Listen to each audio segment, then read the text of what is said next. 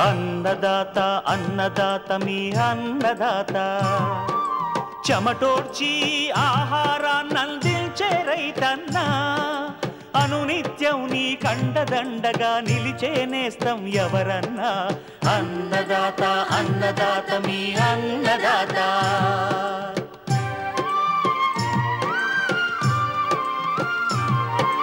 నూతన రీతుల సాగుబడికి నూరింతలు పెరిగే దిగుబడికి సూచనలిచ్చే సస్య రక్షణకు పశు పోషణకి శాస్త్ర విజ్ఞానం అందించి ముందుకు నడిపే తెలుగు రైతు భారతదేశానికి మకుటం అయ్యేలా తీర్చిదిద్దే ఆశయంతో మిమ్ము మేలు కొలిపేది అన్నదాత అన్నదాత అన్నదాత మీ అన్నదాత అన్నదాత అన్నదాత మీ అన్నదాత. అన్నదాత ప్రేక్షకులకు నమస్కారం. ఈనాటి ముఖ్యాంశాలు: వానాకాలం తెలంగాణకు అనువైన వివిధ వరి రకాలు గుణగణాలు, బొప్పాయికి నష్టం కలిగిస్తున్న చీడపీడలు నివారణ,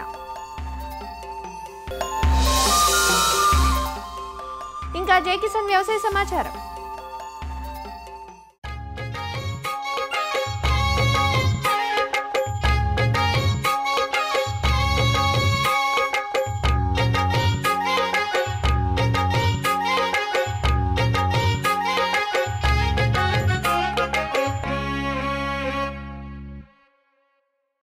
ఉభయ తెలుగు రాష్ట్రాల్లోని అన్ని ప్రాంతాల్లో సాగు చేయబడే ఆహార ధాన్యపు పంట వరి.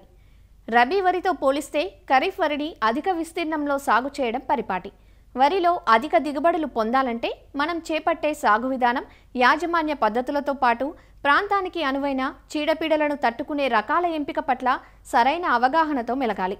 ముఖ్యంగా వానాకాలం చేనుపై పడిపోకుండా చీడపీడలను తట్టుకుని ఆయా ప్రాంత పరిస్థితులకు అనువైన అధిక దిగుబడులనిచ్చే రకాలను, మార్కెట్ డిమాండ్ ఉన్న రకాలను సాగుకు ఎంచుకోవాలి.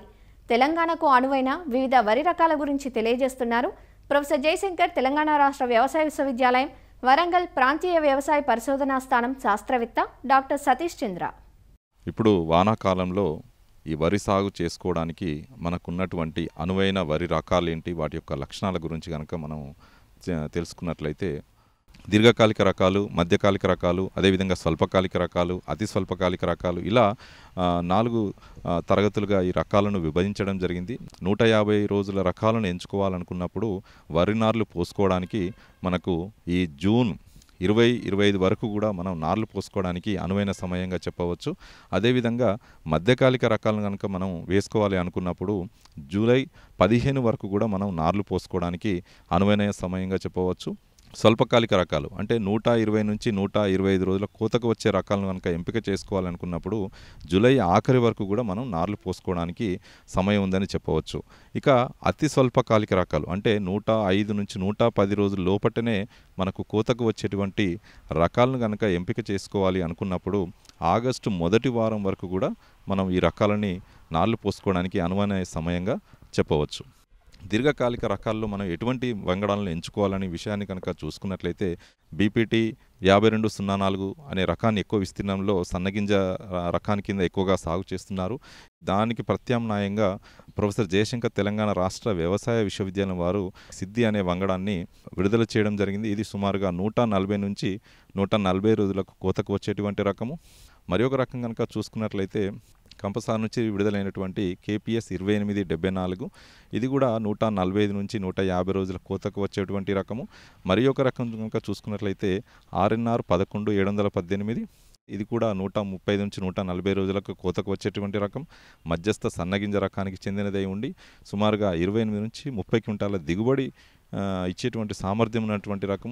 రైతాంగం ఎక్కువగా ఈ 150 రోజుల రకాలు కనుక ఎంచుకోవాలనుకున్నప్పుడు మనకు మారుటి నుంచి విడుదలైనటువంటి MTU 1061, ఇది కూడా 150 నుంచి 160 రోజులకు పంటకాలం ఉన్నటువంటి రకము. మధ్యస్థ సన్నగింజ రకానికి చెందినదై ఉంటుంది. కొంతమేర సుడిదము మరియు అక్కితేలను కొంతవరకు తట్టుకునేటువంటి స్వభావము. ఇక మధ్యకాలిక రకాల విషయానికి వచ్చినట్లయితే ప్రొఫెసర్ జయశంకర్ విశ్వవిద్యాలయం నుండి సన్నగింజ రకాల వంగడాలను కూడా విడుదల చేయడం జరిగింది. జగిత్యాల పరిశోధన స్థానం నుండి జగిత్యాల వరి 3 అనే వరి వంగడం అంటే JGL 28545 అనే సన్నగింజ వంగడాన్ని విడుదల చేయడం జరిగింది. ఇది 135 రోజుల కోతకు రావడమే కాకుండా కొంతమేర మెడవిరుపు తెగుల్ని, బ్యాక్టీరియా ఆకుఎండు తెగుల్ని, పొట్టకుళ్ళు తెగుల్ని కూడా సమర్థవంతంగా తట్టుకునేటువంటి స్వభావం ఉన్నటువంటి రకంగా దీన్ని చెప్పవచ్చు. ముఖ్యంగా దీని యొక్క అన్నం నాణ్యత మనకు బీపీటీ కంటే కూడా బాగా ఉండడం వల్ల రైతాంగము ఈ సన్నగింజ వరి రకాన్ని సాగు చేయడానికి ఎక్కువగా మొగ్గు చూపుతున్నారు. మరి ఒక కొత్త వంగడాన్ని కూడా జగిత్యాల పరిశోధన స్థానం నుంచి 2022లో విడుదలైనటువంటి రకాన్ని JGL 27356 ఇది అతి సన్నగింజ రకానికి చెందినటువంటి రకం. 135 రోజులకు కోతకు వస్తుంది. ఈ మెడ విరుపు మరియు పొట్టకుళ్ళు తెగుల్ని కొంతమేర తట్టుకునేటువంటి స్వభావం ఉన్నటువంటి రకము. దీంట్లో నూక శాతం చాలా తక్కువగా ఉంటుంది. దిగుబడి కూడా సుమారుగా 28 నుంచి 30 క్వింటాల లోపుగా మనకు దిగుబడి సామర్థ్యం ఉన్నటువంటి రకంగా దీన్ని చెప్పవచ్చు. మధ్యకాలిక రకాల్లో వరంగల్ 14 కావచ్చు, వరంగల్ 32-100 ఇవన్నీ కూడా సన్నగింజ వరి రకాలు. సుమారుగా 26 నుంచి 28 క్వింటాల దిగుబడి ఇచ్చేటువంటి సామర్థ్యం ఉన్నటువంటి రకాలు. ఇవి కూడా అన్నం నాణ్యత బాగా ఉండడమే కాకుండా ఈ బ్యాక్టీరియా ఎండాకు తెగుల్ని తట్టుకొని ఉన్నటువంటి రకంగా వీటిని చెప్పవచ్చు. ఈ మధ్య కాలంలో విడుదలైనటువంటి WGL 1487 అఖిల భారత స్థాయిలో ఈ వంగడాన్ని విడుదల చేయడం జరిగింది. తక్కువ భాస్వరం ఉన్న నేలలకు ఈ వరి వంగడాన్ని సాగు చేసినట్లయితే మనకు ఎక్కువగా దిగుబడులు పొందడానికి ఆస్కారం ఉంటుంది. సుమారుగా 28 నుంచి 30 క్వింటాల దిగుబడి సామర్థ్యం ఉన్నటువంటి రకంగా దీన్ని చెప్పవచ్చు. సుడిదోమ మరియు అగ్గి తెగులను కొంతమేర తట్టుకునే రకంగా కూడా చెప్పవచ్చు. మధ్యకాలిక రకాల్లో జగిత్యాల నుంచి విడుదలైనటువంటి JGL 11470 అనే రకము, జగిత్యాల మషూరి, అదేవిధంగా JGL 11727 ఈ రెండు సన్నగింజ రకాలు కూడా 135 నుంచి 140 రోజుల పంటకాలం కలిగి ఉండడమే కాకుండా కొంతమేర ఉల్లికోడ్ను కూడా తట్టుకునేటువంటి స్వభావం అంటే బయోటైప్లో అయినటువంటి 1, 3, 5లను కొంతమేర వీటిని తట్టుకొని దిగుబడి మీద ఎటువంటి ప్రభావం పడకుండా సాధారణ దిగుబడులు పొందడానికి అవకాశం ఉంటుంది. వానాకాలం వరి సాగుకి అనుకూలమైనటువంటి సన్నగింజ రకాలలో ముఖ్యంగా స్వల్పకాలిక రకాలు కనుక చూసుకున్నట్లయితే RNR 15048 ఇది తెలంగాణ సోనాగా వరి పరిశోధన సంస్థ హైదరాబాద్ నుండి విడుదల చేయడం జరిగింది. ఈ వరి రకాన్ని సాగు చేసుకున్నప్పుడు కొన్ని మెలకువలు పాటించాలి. జూన్ మాసంలో ఎట్టి పరిస్థితుల్లోనూ నార్లు పోసుకోకూడదు. ఎందుకనగా ఇది జూన్ మాసంలో కనుక నార్లు పోసుకున్నట్లయితే దీని యొక్క కాలం పొడిగింపై మనకు 140-150 రోజులకు ఈ కాలం పొడిగింపై అవకాశం ఉంటుంది. దీనివల్ల రొట్ట పెరిగి ఆశించినప్పుడు దిగుబడులు రాక నేలపై పడిపోయే అవకాశం ఉంటుంది. కనుక 15-048 అనే వరి రకాన్ని జూలై 15 తర్వాత మాత్రమే నార్లు పోసుకోవాలనేది ఈ సందర్భంగా రైతులకు చెప్పడం జరుగుతుంది. తక్కువ నూక శాతం కలిగి అంటే సుమారుగా 100 కిలోల వడ్లు మనం కనుక మరబ ఆడించినప్పుడైతే 66 నుంచి 68 కిలోల వరకు కూడా పూర్తి బియ్యం శాతం కూడా మనకు ఎక్కువగా వచ్చేటువంటి అవకాశం ఉంటుంది. కనుక ఎక్కువగా మిల్లర్స్ కానీ గ్రేడ్ 1A కింద కూడా ఈ రకానికి ఎక్కువగా మార్కెట్లో మంచి ధర పలికే అవకాశం ఉంటుంది. కనుక రైతాంగము ఈ రకాన్ని సాగు చేసినప్పుడు కొన్ని చీడపీడలకు సస్యరక్షణ చర్యలు చేపట్టవలసిన అవసరం ఉంటుంది. కాండం తొలిచే పురుగు కావచ్చు, కొన్ని దోమపోటు వచ్చేటువంటి అవకాశాలు ఉంటాయి. కనుక ఈ సస్యరక్షణ చర్యలు కనుక చేపట్టినట్లయితే ఈ రకంలో కూడా మనం దిగుబడి పొందడానికి అవకాశం ఉంటుంది. ఈ రకాల్లో ఉన్నటువంటి ప్రత్యేక గుణం గ్లైసెమిక్ ఇండెక్స్ అనేది తక్కువగా ఉండడం వల్ల అన్నం తిన్నా కూడా తొందరగా అరగకుండా మనకి ఏంటంటే గ్లూకోజ్ లెవెల్స్ని కంట్రోల్లో ఉంచే అవకాశం ఉంటుంది. కనుక ఈ రకం వైపు ఎక్కువగా సాగు చేయడానికి రైతాంగం ఎక్కువగా మొగ్గు చూపుతుంది. ఇక సన్నగింజ రకాల్లో విషయానికి వచ్చినట్లయితే మనకు కూనారం పరిశోధన స్థానం నుండి కూనారం 1638 అని కూనారం వరి 2 అనే వంగడాన్ని విడుదల చేయడం జరిగింది. ఇది కూడా సుమారుగా 28 నుంచి 30 క్వింటాల దిగుబడి ఇచ్చేటువంటి సన్నగింజ వరి వంగడంగా దీన్ని మనం చెప్పవచ్చు. ముఖ్యంగా కొంతమేర ఉల్లికోడు కానీ అగ్గి తెగులను కూడా తట్టుకొని నిలబడగలిగేటువంటి రకంగా దీన్ని మనం చూడవచ్చు. వరంగల్ పరిశోధనా స్థానం నుండి 2021లో విడుదలైనటువంటి వరంగల్ 962 అనే మధ్యస్థ సన్నగింజ రకం కూడా ఎంచుకున్నట్లయితే ఇది కూడా 120 నుంచి 125 రోజులకు కోతకు వచ్చేటువంటి రకంగా దీన్ని చెప్పవచ్చు. 26 నుంచి 28 క్వింటాల దిగుబడి ఇచ్చేటువంటి సామర్థ్యం ఉన్నటువంటి రకం. పొట్టి రకము బీపీటీతో పోల్చినప్పుడు మనకు 90 నుంచి 100 సెంటీమీటర్ల ఎత్తు పెరిగే అవకాశం ఉంటుంది. నేలపై పడిపోకుండా గింజరాలిక తక్కువగా ఉండి అన్నం నాణ్యత బీపీటీ ఉండడం వల్ల మేలైన వంగడంగా చెప్పవచ్చు. కూనారం నుండి ఈ మధ్య కాలంలో రిలీజ్ అయినటువంటి కూనారం వరి 3 KNM 733.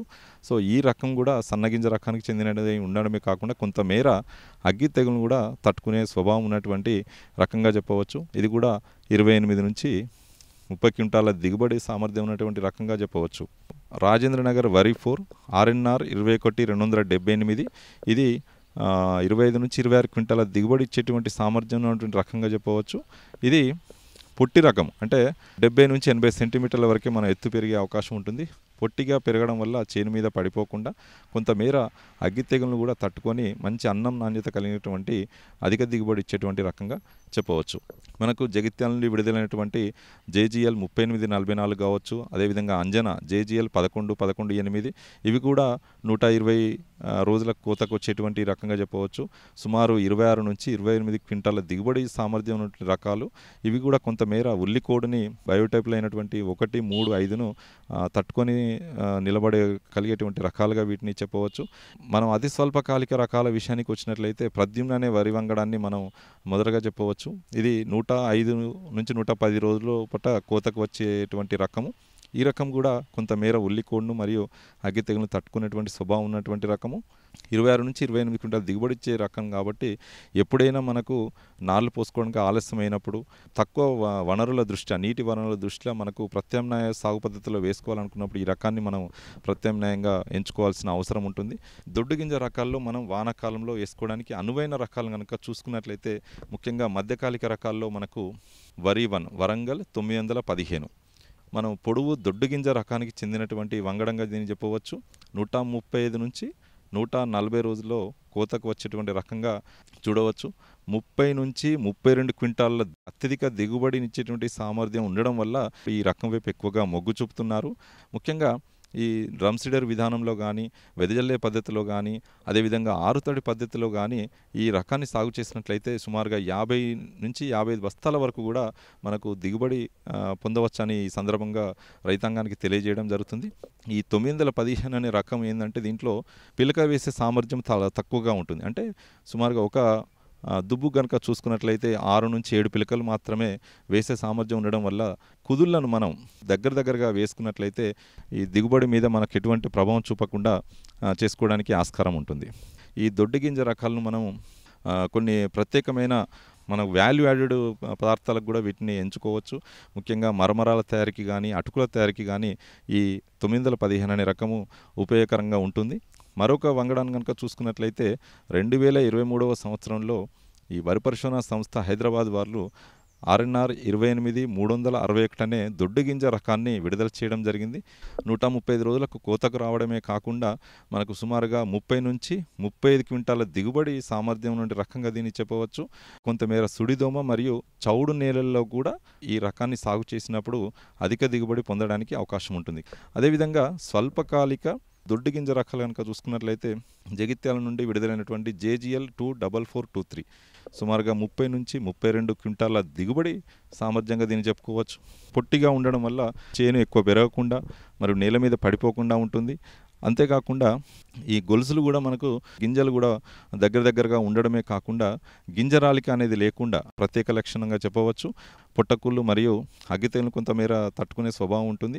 అదేవిధంగా యాసంగిలో కానీ వానాకాలంలో కానీ ఈ రకాన్ని సాగు చేసినప్పుడు కొంత సస్యరక్షణ చర్యలు చేపట్టవలసిన అవసరం ఉంది. ముఖ్యంగా దోమకాటు కావచ్చు, అదేవిధంగా మెడవిరుపు తెగులు కనుక ఆశించినట్లయితే సరైన సమయంలో మనం ఈ సస్యరక్షణ చర్యలు చేపట్టవలసిన అవసరం ఉంటుంది. వెదజల్లే పద్ధతి కావచ్చు, నేరుగా వరి విత్తే పద్ధతి కావచ్చు, డ్రమ్ సీడర్ పద్ధతిలో కూడా ఈ రకాన్ని సాగు చేసినప్పుడు మనకు సుమారుగా 50 నుంచి 55 బస్తాల మేర కూడా మనకు దిగుబడి పొందడానికి అవకాశం ఉంటుంది. పొడవు సన్నగింజ రకాల విషయానికి వచ్చినట్లయితే కూనారం నుంచి విడుదలైనటువంటి KNM 118 ఈ కూనారం సన్నాలనే పేరుతో విడుదల చేయడం జరిగింది. ఇది MTU 1010కి ప్రత్యామ్నాయంగా విడుదల చేసినటువంటి రకము.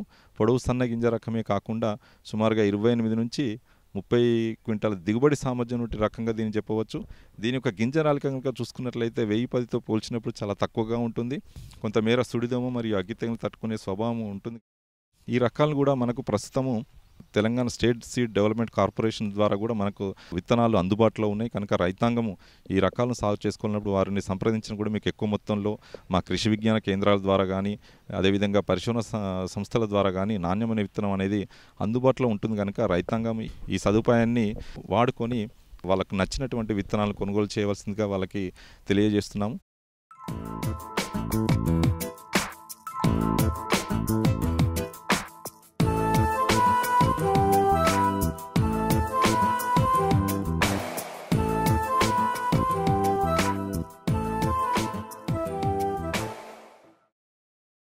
తైవాన్ రకాల రాకతో వాణిజ్య రూపును సంతరించుకున్న పండ్ల తోట బొప్పాయి. సాగు పద్ధతులు సులువుగా ఉండటం, నాటిన 8 నుంచి 9 నెలలకే కోతకు రావడం, అధిక దిగుబడి సామర్థ్యం వంటి కారణాలతో చాలామంది రైతులు బొప్పాయి సాగు చేపడుతున్నారు. అయితే ఈ మధ్యకాలంలో బొప్పాయికి చీడపీడల ఉధృతి పెరిగి రైతులు అపారంగా నష్టపోతున్నారు. ముఖ్యంగా తైవాన్ రకాలను రసం పీల్చే పురుగులు, వైరస్ తెగుళ్లు, మొదలుకుళ్ళు, పిండి నల్లి వంటివి ఆశించి పంటను నాశనం చేస్తున్నాయి. వీటి లక్షణాలు కనిపించిన వెంటనే తగిన సస్యరక్షణ చర్యలు పాటించాలంటూ వివరాలు అందిస్తున్నారు పార్వతీపురం మన్యం జిల్లా రస్తాకుంటబాయి కృషి విజ్ఞాన కేంద్రం ఉద్యాన శాస్త్రవేత్త డాక్టర్ ఎస్ శ్రీనివాసరాజు. పండ్ల తోటల్లో మామిడి, అరటి తర్వాత అత్యధిక ప్రాముఖ్యత గల పంట బొప్పాయి. మనకి బొప్పాయిలో ఎక్కువగా తెగుళ్ళు చూసుకున్నట్టయితే అతి ముఖ్యంగా ఆకుముడత, అదేవిధంగా పప్పయ రింగ్ స్పాట్, ఈ రెండు కూడా ఎక్కువగా ఈ బొప్పాయి పంటలు నాశనం చేస్తున్నాయి. ఇవి కాకుండా బొప్పాయిలో కాండం మొదలు మరియు కాండం కుళ్ళు తెగులు, అదేవిధంగా పిండి నల్లి, ఇవన్నీ కూడా బొప్పాయిలో ఎక్కువగా నష్టం కలుగజేస్తున్నాయి. దీంట్లో అతి ముఖ్యంగా మనకు నష్టం కలుగజేసుకున్నవంటే వైరస్ తెగుళ్ళు. ఈ నివారణకి ఏం చేయాలంటే మనం ముఖ్యంగా సుమారు 45 నుంచి 60 రోజులు ముప్పు పడుతుందండి నారు పెంచడానికి. ఆ సమయంలోనే ట్రైకోడర్మా విరిడే అనే ఒక శిలీంధ్రమును మనం కోకోపిట్లో కానీ లేదంటే ఎఫ్ఐఎంలో కానీ కలిపి 15 రోజులు ఉంచి దాన్ని మనం మీడియాగా వాడుకున్నట్లయితే ఈ కాండం మొదలు వచ్చే తెగుళ్ళను మనం నారు దశలోనే మనం దాన్ని ఆపుకోవచ్చు. అదే మన ఈ రసం పీల్చే పురుగుల వల్లే మనకి ఈ ఆకుముడత లేదా అంటే ఈ రింగ్ స్పాట్ వైరస్ వస్తుంది కాబట్టి మనం ఈ రసం పీల్చే పురుగులు దానికి చేరకుండా మనం 40 నుంచి 60 మెస్సైజ్ గల నైలాన్ నెట్ను మనం వేసుకున్నట్టయితే ఈ రసం పీల్చే పురుగులు దాంట్లోకి వెళ్లకుండా మనకి నారు చాలా మంచిగా పెరగడానికి ఎక్కువ ఆవశ్యకత ఉంటుంది.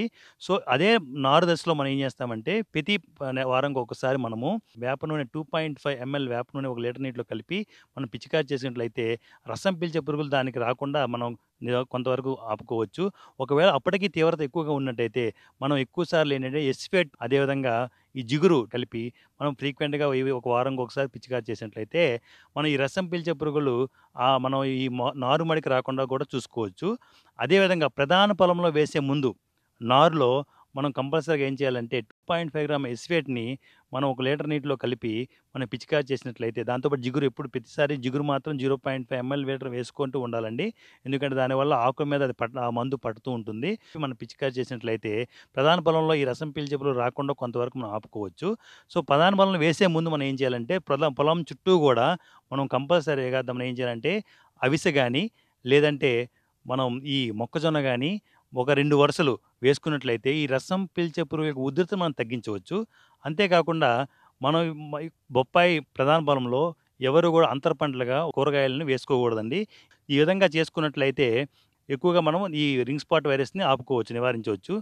అప్పటికీ ప్రధాన పొలంలో ఎక్కువగా ఉధృత ఉన్నట్లయితే మనం అదే ఎస్ఫేట్ 2.5 గ్రామ్ పర్ లీటర్ నీటికి, అదేవిధంగా neem oil 2.5 ml per litre నీటికి, జిగురు 0.5 గ్రామ్ పర్ లీటర్ నీటికి కలుపుకొని మనం పిచికారి చేస్తూ ఉండాలండి. అంతేకాకుండా కొన్నిసార్లు ఎంత చేసినప్పటికీ మనకు ఆకుముడత లేదా రింగ్ స్పాట్ వైరస్ కొన్ని వచ్చినట్లయితే దాన్ని మనం గమనించి ముందుగానే దాన్ని తీసి బయటకు కాల్చేసి పారేయాలండి.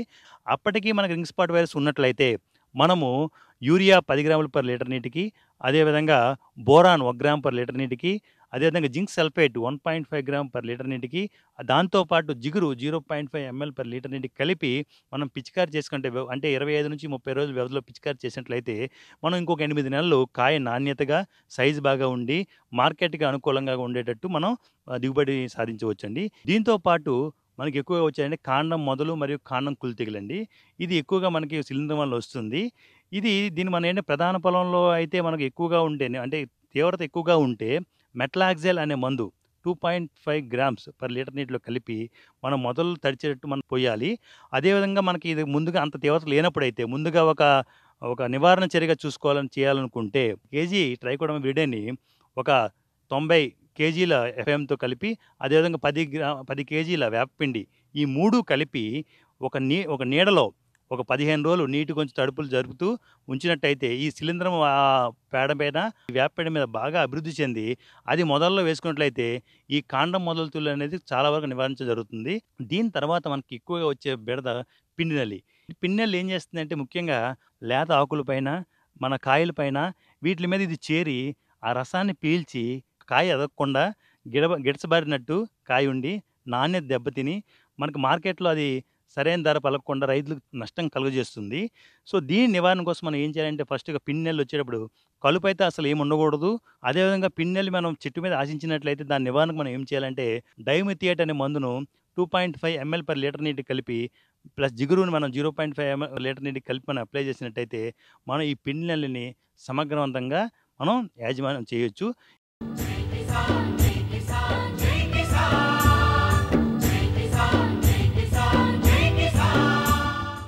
వ్యవసాయ సమాచారం ఇప్పుడు జై కిసాన్లో చూద్దాం. 2024-25 ఆర్థిక సంవత్సరానికి గాను కేంద్ర ప్రభుత్వం ఖరీఫ్ పంటలకు కనీస మద్దతు ధరలు ప్రకటించిందని నెల్లూరు జిల్లా మార్కెఫెడ్ మేనేజర్ పవన్ కుమార్ తెలిపారు. గత ఏడాదితో పోలిస్తే ఈ ఏడాది ధరల్లో పెరుగుదల ఉందని వారు వివరించారు. రైతులు పండించిన పంటను అమ్ముకునే సమయంలో బహిరంగ మార్కెట్లో ధరలు రాని పక్షంలో మద్దతు ధరలకు ప్రభుత్వం కొనుగోలు కేంద్రాల ద్వారా సేకరిస్తుందని వివరించారు. కేంద్ర ప్రభుత్వం ఈ ఖరీఫ్ కాలంలో పండించేటువంటి వివిధ వ్యవసాయ పంటలకు కనీస మద్దతు ధరలు ప్రకటించడం జరిగింది. ముఖ్యంగా మనం చూసుకున్నట్లయితే మన దేశంలో పండించేటువంటి నూనె గింజలైనటువంటి నువ్వులు, సన్ఫ్లవర్, వేరుశనగ ఇలాంటి వాటికి మన ప్రభుత్వం కనీస మద్దతు ధరను ఎక్కువగా పెంచడం జరిగింది. నువ్వుల విషయం తీసుకున్నట్లయితే దాదాపు 8,635గా ఉన్న ఈ ధరని 632 రూపాయలు పెంచి 9,287 రూపాయలు పెంచడం జరిగింది. ప్రొద్దుతిరుగుడు సన్ఫ్లవర్ కనీస మద్దతు ధర 6,760 ఉన్నదాన్ని 520 రూపాయలు పెంచి 7,280 రూపాయలు చేయడం జరిగింది. వేరుశనగకి గత ఏడాది ఉన్న కనీస మద్దతు ధర 6,377, దాన్ని 406 రూపాయలు పెంచి 6,783 రూపాయలుగా సవరించడం జరిగింది.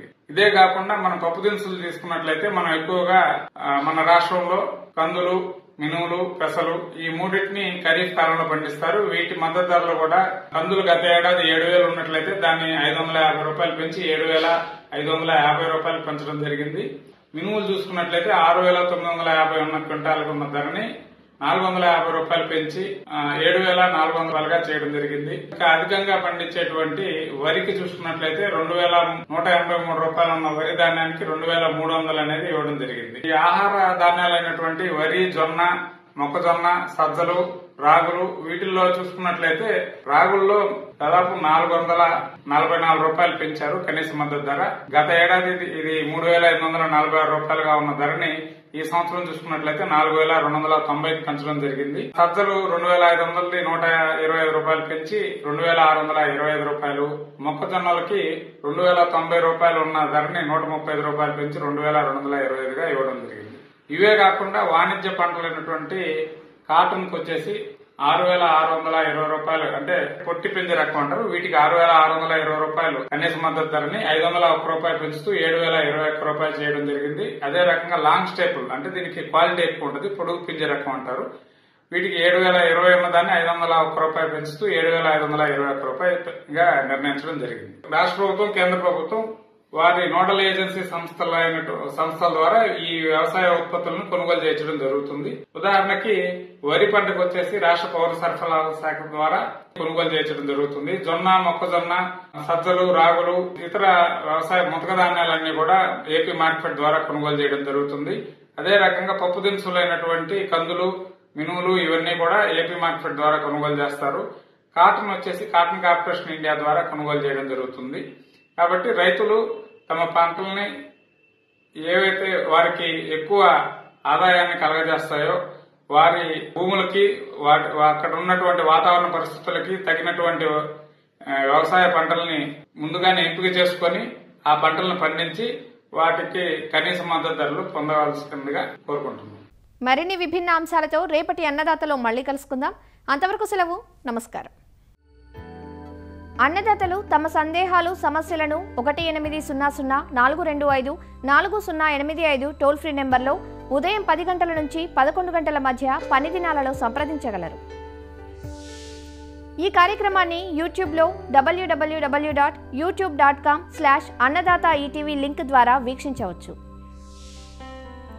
అన్నదాత కథనాలు ఈటీవీ విన్ మొబైల్ యాప్లో వీక్షించండి.